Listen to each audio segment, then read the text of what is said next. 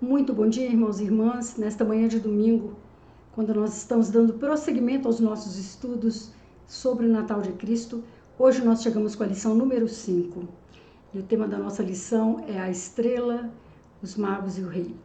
Eu creio que você se sentirá feliz de estar estudando sobre esse tema, as curiosidades sobre ele e também para maior enriquecimento da nossa compreensão sobre o Natal de Jesus Cristo. O nosso texto básico estará em Mateus 2, de 1 a 12, e outros textos que nós citaremos no decorrer do nosso estudo.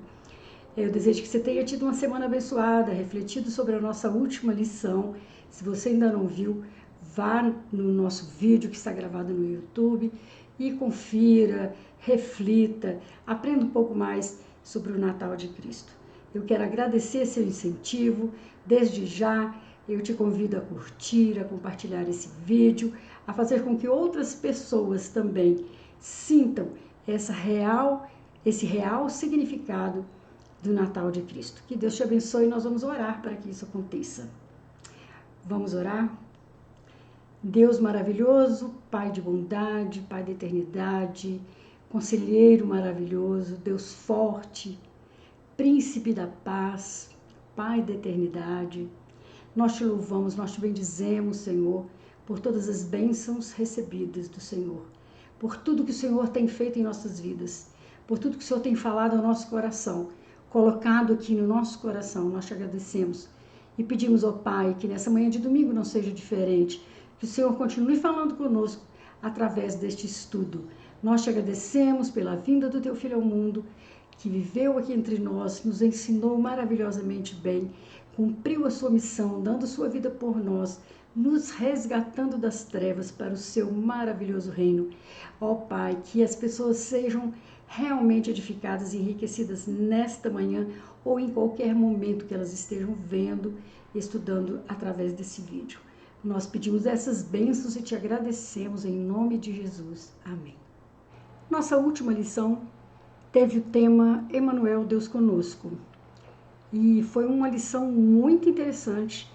Eu te convido a ver, se você ainda não viu, o nosso vídeo, estudar este tema, onde a profecia do Antigo Testamento é comparada à citação do evangelista Mateus, muito, muito interessante. E o tema de hoje, então, é a estrela, os magos e o rei. E o nosso texto básico está em Mateus 2, de 1 a 12, eu te convido a ler neste momento junto conosco. Tendo Jesus nascido em Belém da Judéia, nos dias do rei Herodes, eis que vieram os magos do Oriente a Jerusalém e perguntavam: onde está o recém-nascido rei dos judeus? Porque vimos a sua estrela no Oriente e viemos para adorá-lo. Ao ouvir isso, o rei Herodes ficou alarmado e com ele toda Jerusalém. Então Herodes convocou todos os principais sacerdotes e escribas do povo e lhes perguntou onde o Cristo deveria nascer. Eles responderam: em Belém da Judéia, porque assim está escrito por meio do profeta. E você, Belém, terra de Judá, de modo nenhum é a menor entre as principais de Judá, porque de você sairá o guia que apacentará o meu povo, Israel. Com isto, Herodes, tendo chamado os magos para uma reunião secreta, perguntou-lhes sobre o tempo exato em que a estrela havia aparecido. E enviando-os a Belém, disse-lhes: vão e busquem informações precisas a respeito do menino. E quando tiverem encontrado, avisem-me, para eu também ir adorá-lo. Depois de ouvirem o rei, os magos partiram, e eis que a estrela que viram no oriente ia diante deles, até que, chegando, parou sobre onde o menino estava. E vendo eles a estrela, alegraram-se com grande e intenso júbilo. Entrando na casa, viram o menino com Maria, sua mãe. Prostrando-se, o adoraram, e abrindo seus tesouros, entregaram-lhe suas ofertas, ouro, incenso e mirra. E tendo sido avisados por Deus em sonho, para não voltarem à presença de Herodes, os magos seguiram por outro caminho para a sua terra. Que Deus abençoe essa porção da palavra lida para a nossa edificação. Amém. O texto do versículo-chave se encontra em Mateus 2 e o versículo é o 16. Vendo-se iludido pelos magos, Herodes ficou muito furioso e mandou matar todos os meninos de Belém e de todos os seus arredores, de 2 anos para baixo, conforme as informações que havia recebido dos magos a respeito do tempo em que a estrela havia aparecido. Esse texto é por demais conhecido de nós, os cristãos, especialmente falado nessa época de Natal, e eu creio que aparentemente não há nenhuma novidade nele para que nós possamos descobrir. Mas eu entendo que se nós pesquisarmos um pouquinho, refletirmos um pouquinho, a palavra de Deus será sempre viva para falar aos nossos corações. Eu desejo que você esteja atento, curioso, interessado, desejoso de aprender um pouco mais. Amém. Então, quando Jesus nasce, quem está reinando naquela parte de Israel é Herodes. Após o nascimento de Jesus em Belém, magos do Oriente chegaram em Jerusalém procurando pelo rei dos judeus, que havia nascido, guiados por uma estrela. Ao ouvir isso, o rei Herodes ficou alarmado, temendo a ameaça ao seu trono. Ele convoca então os principais sacerdotes e escribas para consultar as profecias sobre o local do nascimento do Messias e foi informado de que seria em Belém. Herodes então chamou os magos e pediu que o informassem sobre a localização do menino, afirmando que também queria adorá-lo.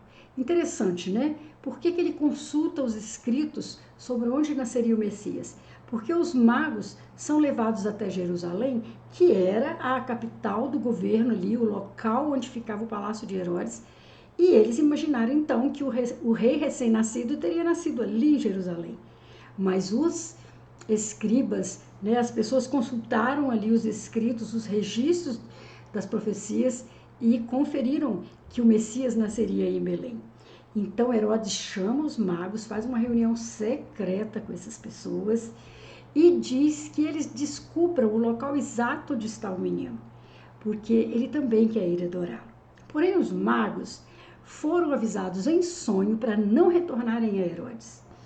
Irritado, ele ordenou a matança de todos os meninos em Belém e arredores com menos de 2 anos, com base na idade que os magos haviam mencionado. Esse ato cruel ficou conhecido como a matança dos inocentes, cumprindo a profecia de Jeremias sobre o lamento e a dor em Raquel, que chorava por seus filhos. Essa profecia está em Mateus 2, 17, 18, depois você pode conferir. É então que Maria, José e o menino Jesus fogem para o Egito. Então, depois de Herodes ter ordenado uma matança, um anjo apareceu a José em sonho, instruindo-o a fugir para o Egito com Maria e o menino Jesus para escapar da ameaça que Herodes fez. José levantou-se à noite, pegou Maria e Jesus e partiu para o Egito com a sua família, onde permaneceram até a morte do rei Herodes. Aqui está uma breve recordação da história para a gente continuar a meditar. Essa fuga para o Egito cumpriu a profecia que dizia que o Senhor chamaria seu filho do Egito. Uma profecia, né, lá em Oséias. Após a morte de Herodes, um anjo apareceu novamente a José em sonho, dizendo que ele poderia agora retornar a Israel. Assim, a família retornou e se estabeleceu então em Nazaré, que era a cidade natal de José e de Maria, cumprindo as escrituras que diziam que Jesus seria chamado de Nazareno.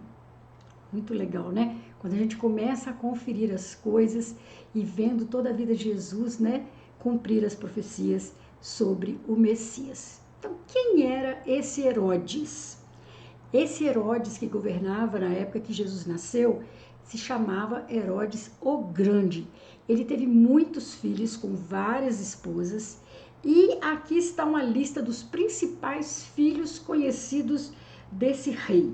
O primeiro é Arquelau, filho de Herodes e Baltasse, governou a Judéia, Samaria e Idumeia após a morte do seu pai. Então esse vai ser o sucessor de Herodes o Grande. Herodes Antipas é filho de Herodes e Maltasse, foi tetrarca da Galileia e Pérea. Esse sim participou do julgamento de Jesus. Então a gente acha que é o mesmo Herodes, né? Desde que Jesus nasce até a sua morte. Não, eles vão se sucedendo com o mesmo nome, o mesmo título, né? Filipe, o tetrarca, é filho de Herodes e Cleópatra de Jerusalém, governou Itureia e Traconidite. Herodes Filipe, que não deve ser confundido com Filipe, o tetrarca, ele é filho de Herodes e Mariana II e foi casado com Herodias, que depois se casou com Herodes Antipas, o seu cunhado. Olha que confusão. Salomé é filha de Herodes e Eupide, esposa de Aristóbulo IV. Aristóbulo IV, filho de Herodes e Mariana I, avô de Herodes Agripa I. Alexandre, filho de Herodes e Mariana I, foi executado por seu pai. E Antípatro, filho de Herodes e Dores, também executado por Herodes. Então, além de carregar nas costas, né, todos aqueles inocentes que ele mandou matar, ele também carrega as mortes de 2 de seus filhos. Entre todos os filhos, aquele que teve o maior destaque na Bíblia foi o governador Herodes Antipas. Ele desempenhou o papel de tetrarca da Galileia e da Pérea. Ele foi o responsável pela prisão e decapitação de João Batista. Lembra da história? Durante o julgamento de Jesus, Pôncio Pilatos enviou Jesus a Herodes Antipas, pois Jesus era da Galileia, uma região sob jurisdição de Antipas. Herodes Antipas interrogou Jesus, mas não o condenou. Ele então devolveu Jesus a Pilatos, que finalmente ordenou a sua crucificação. Agora nós vamos ver os principais acontecimentos na vida de Herodes o Grande. Os principais acontecimentos envolvendo Herodes relatados na Bíblia incluem o seguinte: primeiro, a visita dos magos e a matança dos inocentes, que nós já citamos, né, que após o nascimento de Jesus, esses magos chegam do Oriente até Jerusalém em busca do rei dos judeus. O rei recém-nascido, não é o rei que está no trono. Herodes pediu que os magos o informassem sobre Jesus, planejando matá-lo. Avisados em sonho, então, como eu disse, os magos não voltaram e Herodes, muito furioso, ordenou a matança de meninos com menos de 2 anos em Belém. A fuga de Jesus para o Egito, como nós relatamos, num sonho, José foi avisado, né, para fugir com a sua família para o Egito, e eles permanecem no Egito até a morte de Herodes. E a morte de Herodes, quando ele morre, um anjo aparece a José em sonho, informando: olha, você já pode voltar, porque aquele que estava perseguindo o menino já não existe. Né? Então a família volta à terra de Israel, mas devido ao temor de Arquelau, filho de Herodes, eles ficam então em Nazaré, na Galileia.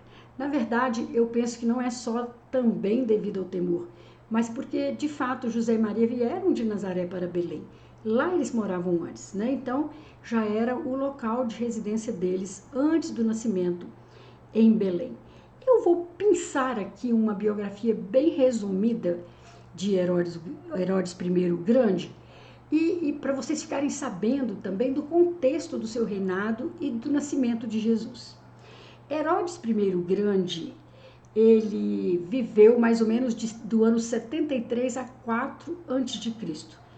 Foi rei da Judéia, localizado onde é hoje o sul de Israel, entre 40 e 4 a.C. Durante o seu reinado, impulsionou o desenvolvimento da região. Ele construiu diversas obras públicas e reconstruiu o Templo de Jerusalém. Preste atenção nesses detalhes. Herodes I Grande nasceu em Jericó, na Judéia, então ele era judeu, no ano 73 a.C., e seu pai Antípatro era um edomita, que significa um descendente de Esaú. E sua mãe, Ciprus, ela tinha procedência árabe. Segundo o historiador Flávio Joséfo, que viveu no século I, a legitimidade de reinado de Herodes era contestada pelos judeus, porque ele era um edomita, povo rival dos judeus na antiguidade. Em uma tentativa de obter essa legitimidade, o que ele faz? Herodes casa-se com Mariana, uma filha do alto sacerdote do templo. E Herodes vivia temeroso de uma revolta popular, razão pela qual ele teria reconstruído para refúgio a fortaleza de Massada, localizada na porção leste do deserto da Judéia, a uma altura de 520 metros. Olha onde ele morava. Para conquistar a simpatia do povo, Herodes patrocinou a reconstrução com grande esplendor do segundo templo de Jerusalém, por vezes chamado Templo de Herodes, mais tarde destruído pelos romanos nos anos 70 da era cristã, e hoje só existe a fachada ocidental, que é ali onde está localizado o Muro das Lamentações. Para suprir de água potável a cidade costeira de Cesareia, no Mediterrâneo, Herodes construiu o Aqueduto de Cesareia, foi uma grande obra para a época. Outra obra atribuída a Herodes é a Basílica de Asquelon, localizada às margens do Mediterrâneo, a cerca de 70 quilômetros de Jerusalém. O local foi descoberto em 1920 por arqueólogos e tem as mesmas características relatadas pelo historiador Flávio Joséfo, que viveu no século I. Herodes era um déspota, já inseguro. Ele via qualquer possível rival, especialmente um recém-nascido, como uma ameaça direta à sua própria vida e poder. O rei Herodes, ele teve medo de perder o seu trono e poder para um novo rei dos judeus, o recém-nascido Jesus, conforme alertado pelos magos, o que o levou à paranoia e crueldade, culminando no massacre dos inocentes para eliminar a ameaça. Ele era um governante tirânico, desconfiado, que já havia matado familiares por medo de traição, mostrando que seu maior receio era o fim do seu reinado, como relata o Evangelho de Mateus. Contestada por historiadores, a versão bíblica se perpetuou porque no fim da vida, paranoico e sofrendo de doença degenerativa, Herodes assassinou 3 dos seus filhos e inúmeros rabinos. Olha que ponto chegava a desconfiança e a paranoia deste rei.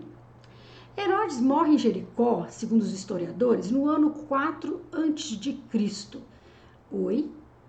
4 a.C.? Nós vamos falar um pouquinho disso logo à frente. E deixou o reino dividido por testamento entre 3 dos seus filhos. Arquelau ficou com Judéia e Samaria. Herodes Antipas ficou com Galiléia e Pérea. E Filipe ficou com Itureia e Traconídides. No dia 8 de maio de 2007, o arqueólogo israelense Ehud Natzar, da Universidade Hebraica de Jerusalém, descobriu que seria o túmulo do rei Herodes, no local conhecido como Heródio, em uma colina no deserto da Judéia, onde o rei construiu seu palácio nas proximidades de Jerusalém. Muito bem, vamos esclarecer ou tentar esclarecer um pouquinho essa questão de que Herodes morre no ano 4 a.C. Como assim no ano 4 a.C., se Herodes é o governador da época da matança dos inocentes? O calendário atual, gregoriano, que é o nosso calendário, baseado no anterior, juliano, usa o nascimento de Cristo como marca inicial. Então, Cristo nasce e aquilo ali é o ano 1. da era cristã, ou o ano 1 depois de Cristo. No entanto, cálculos refeitos séculos depois indicaram que houve um erro clerical por parte do monge Dionísio, o Exíguo, no século VI. O reinado de Herodes, sabe-se pelos registros históricos que Jesus nasceu durante o reinado de Herodes o Grande, que morreu em 4 a.C. Isso significa que o nascimento de Jesus provavelmente ocorreu alguns anos antes do chamado ano 1 da nossa era, possivelmente por volta de 4 a.C. ou até antes. Então, 4, 5 anos de diferença de calendário aí levam os historiadores a colocarem a morte de Herodes no ano 4 a.C. Somos, de uma maneira geral, levados a pensar no nascimento de Jesus fortemente influenciados pelas imagens de presépios expostos na época do Natal. Formamos dessa maneira a ideia do menino Jesus deitado numa manjedoura, cercado pelos pais, pelos anjos, os pastores, os animais e os magos que vieram do Oriente para homenageá-lo. Por cima do recinto paira a estrela de Belém. Nós temos tanta essa imagem na nossa cabeça que até quando nós vamos encenar uma cena de Natal, nós formamos esse presépio. Como no caso estivéssemos vendo uma fotografia desse instante, fatos, personagens e tempo se fundem na impressão de que todas essas coisas aconteceram ao mesmo tempo, numa determinada hora, num determinado dia. Ninguém está fora do alcance da sugestão dessa imagem, uma vez que o comércio se encarrega de divulgá-la todos os anos, desde muito antes da celebração de Natal. Mas os magos visitaram Jesus provavelmente vários meses ou até cerca de 2 anos após o seu nascimento, não na noite do nascimento, pois a Bíblia diz que eles encontraram a criança, não recém-nascido, encontraram a criança em uma casa. E o rei Herodes, ao perguntar sobre o tempo da estrela, ordena a matança de meninos até 2 anos, indicando que Jesus não era um bebê na manjedoura nessa época, mas sim uma criança em uma moradia. Olha que interessante, eu tenho certeza que tem muita gente que não pensou nisso. A Bíblia não especifica quantos dias os magos viajaram, mas a tradição e a história sugerem uma longa jornada que durou meses, vindo do Oriente, que na época poderia ser a Pérsia, a Babilônia, com estimativas variando de 70 dias a mais de 1 ano de viagem, dependendo da distância e do local de partida, embora o trajeto de Jerusalém até Belém fosse curto. Os magos vieram do Oriente, então, como eu disse, possivelmente da Pérsia ou Babilônia, uma viagem que levava tempo para preparação e execução. Mago vem da palavra grega que significa astrólogo, conforme o arqueólogo e teólogo Dr. Rodrigo Silva. Ele explica que um astrólogo naquele tempo era um adorador de corpos celestes que previa o futuro através da leitura das estrelas e também analisava a influência dos astros sobre a vida das pessoas.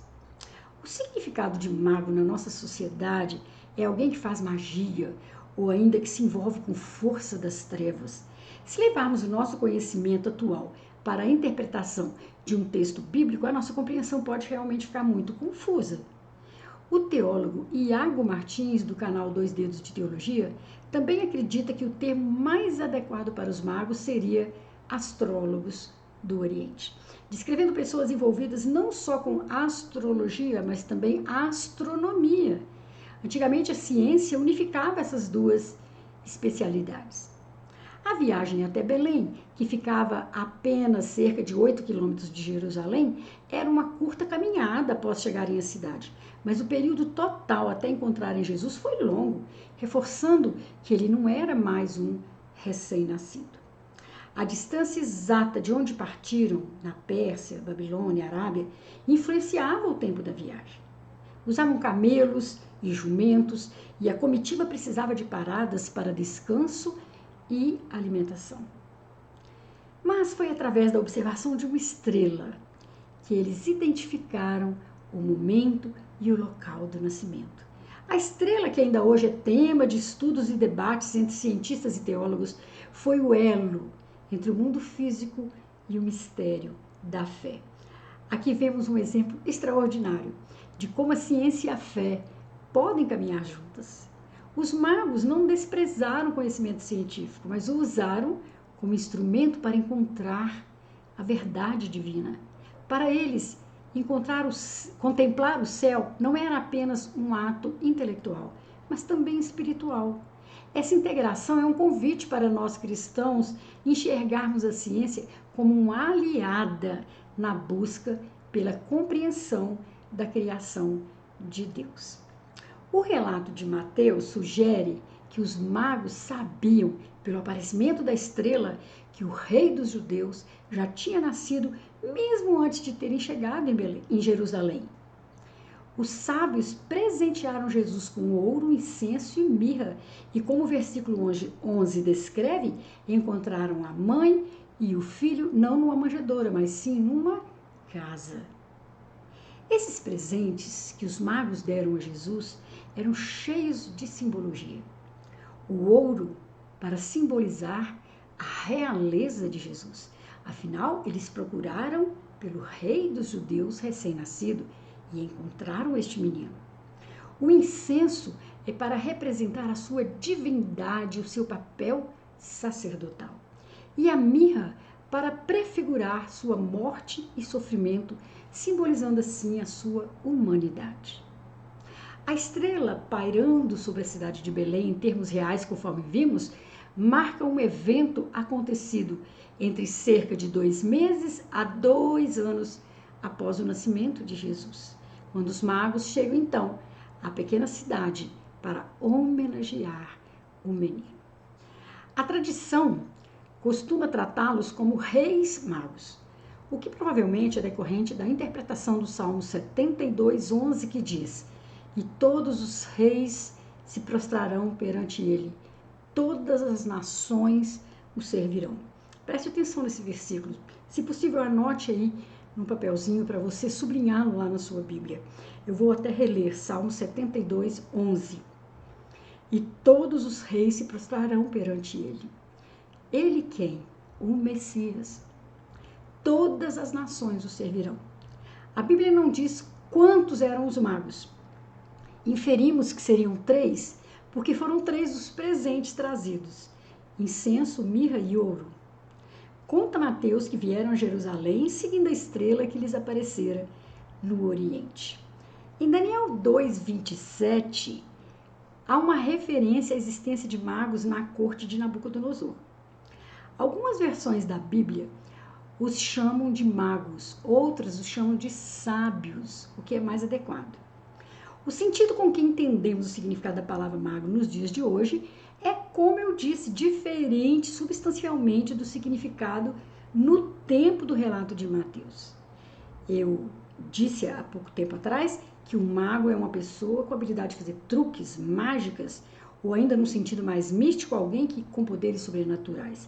Mas no relato de Mateus se refere a sábios, pessoas com grande conhecimento, como eu disse, de astronomia, e habituados dessa forma a lidar com dados complexos que lhes permitiam a análise da ciência astronômica. Magos ou sábios, como quer que os tratemos, suas imagens estarão sempre conectadas à estrela de Belém. 8 dias após o seu nascimento, conforme Lucas 2:21, Jesus, no cumprimento da lei de Moisés, foi circuncidado. Os seus pais o levaram ao templo para que ele fosse circuncidado no 8º dia de nascimento. Mas 33 dias se passam no cumprimento dos dias da purificação de Maria, até que Jesus foi levado ao templo de Jerusalém para ser apresentado ao Senhor. Olha, a mulher, quando dava à luz a um filho, ela ficava, vários dias se purificando, 40 dias se purificando se fosse um menino.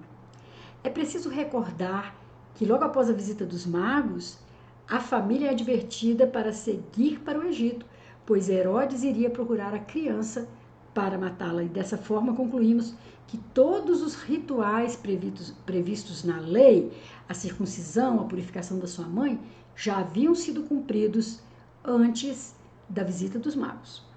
Somente depois disso vieram os sábios do Oriente homenagear Jesus, e desta forma os dois eventos, o nascimento e a visita dos magos, estão separados por um período no mínimo de 40 dias, conforme o relato de Mateus.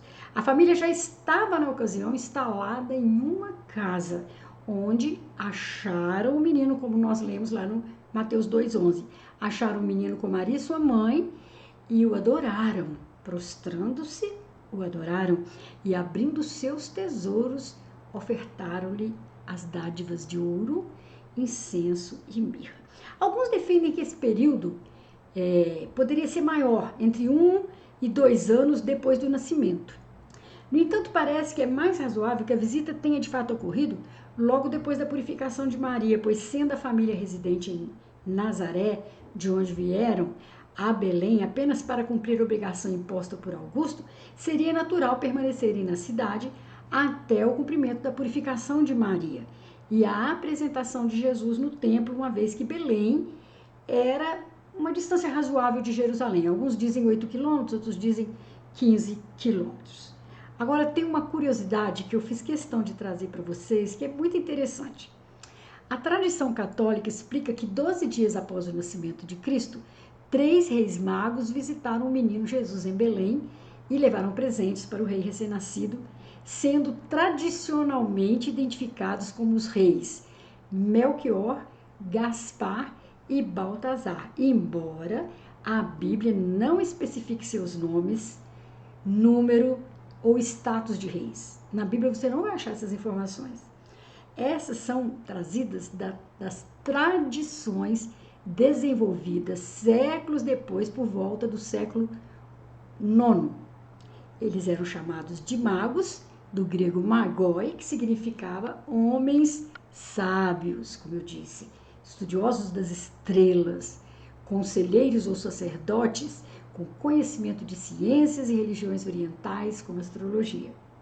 A tradição também acredita que os reis magos do Oriente representam os continentes da África, Ásia e Europa. Dessa forma, a vinda de Jesus aconteceu para salvar toda a humanidade. Segundo a tradição, o nascimento de Jesus aconteceu no dia 25 de dezembro. Isso é muito questionável e muito pouco provável.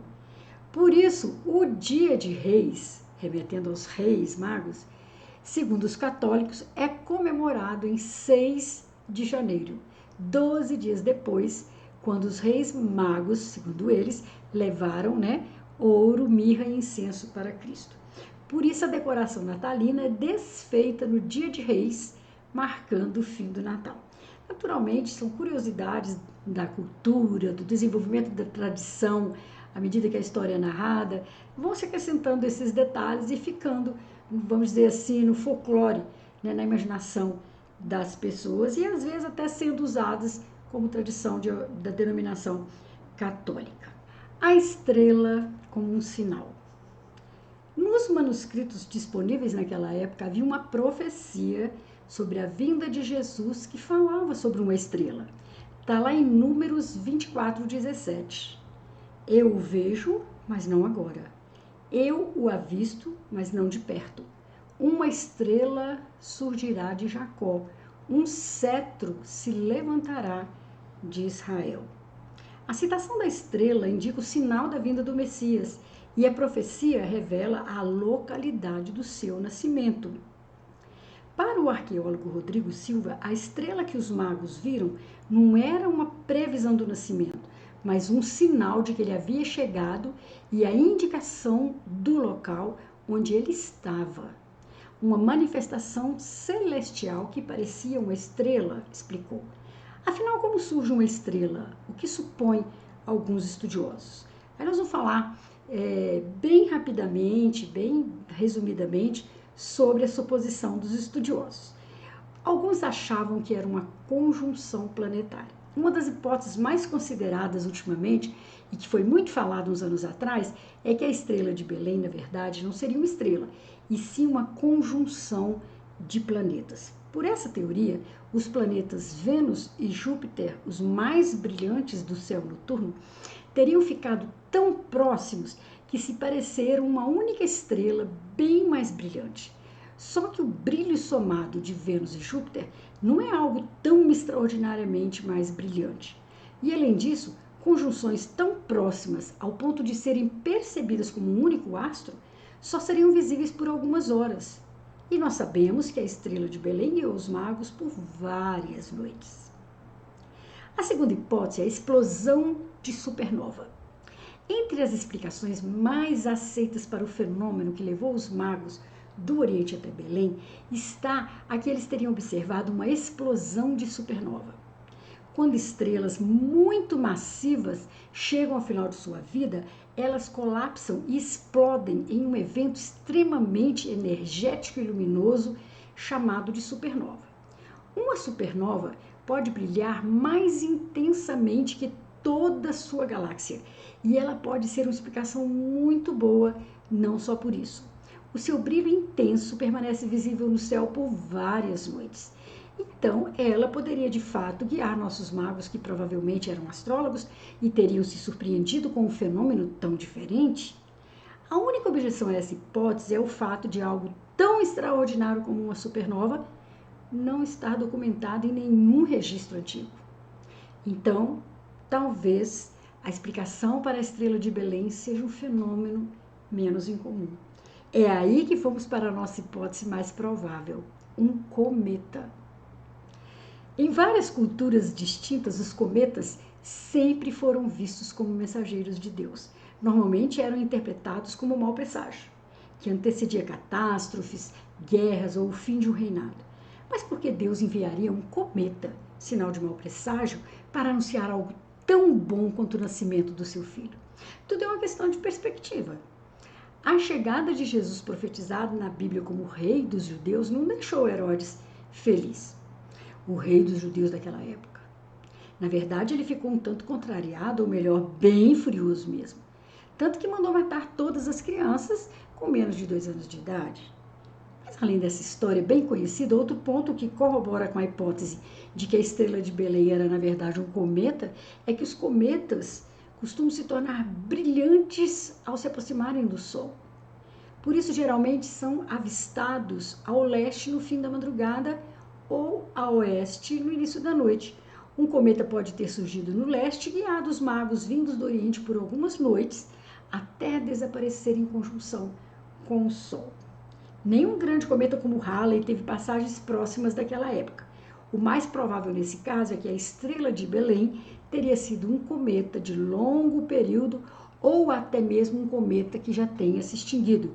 E existe um candidato com essas características que foi registrado pelos chineses por volta do ano 5 a.C., algo realmente próximo do nascimento de Jesus, principalmente considerando, como eu expliquei lá atrás, as diferenças de calendário entre chineses, hebreus e romanos. De fato, talvez nunca cheguemos a uma explicação astronômica definitiva para a estrela de Belém, mas não importa. Tão bela quanto a ciência por trás dessa história é a mensagem de amor e de esperança que ela nos traz. Nós estamos chegando às nossas considerações finais sobre esses 3 importantes itens do nascimento de Jesus. E eu quero crer que acrescentou algo ao seu conhecimento.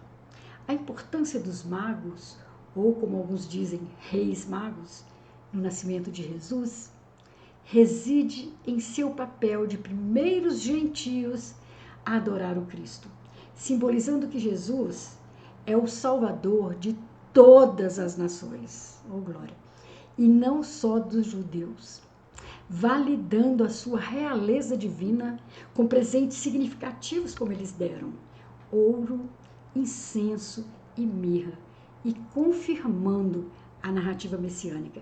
Eles representam a busca universal pelo Salvador e a inclusão de todos os povos na família de Deus, sendo figuras centrais no Natal e na tradição cristã.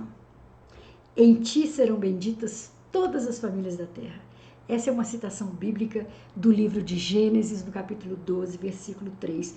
Uma promessa de Deus feita a Abraão, que através dele e da sua descendência, todas as nações e famílias do mundo seriam abençoadas, sendo um ponto central na fé cristã e judaica sobre a vinda de um Messias, que nós cremos que foi Jesus, que traria salvação e bênção para todos os povos, cumprindo assim a aliança divina. Irmãos, que coisa mais linda, né, de refletirmos. Como as coisas vão se encaixando nos planos de Deus, como elas vão se cumprindo, né, os propósitos se realizando e chegando até nós de uma maneira tão maravilhosa. Que esse Natal seja celebrado no seu verdadeiro significado. Jesus Cristo é aquela luz que, vindo ao mundo, ilumina todo homem. Qualquer pessoa, de qualquer nação, de qualquer lugar do mundo, aquela que crê no Senhor Jesus receberá a luz do mundo, né? A luz do mundo que é Jesus, e passa também a ser luz do mundo. Que essa lição te traga alegria, esperança, que te traga muito espírito reflexivo para você meditar na história do Natal. Continue lendo aí durante a semana, que no próximo domingo nós traremos um novo estudo. Que Deus te abençoe e te guarde, te dê uma feliz semana. Amém.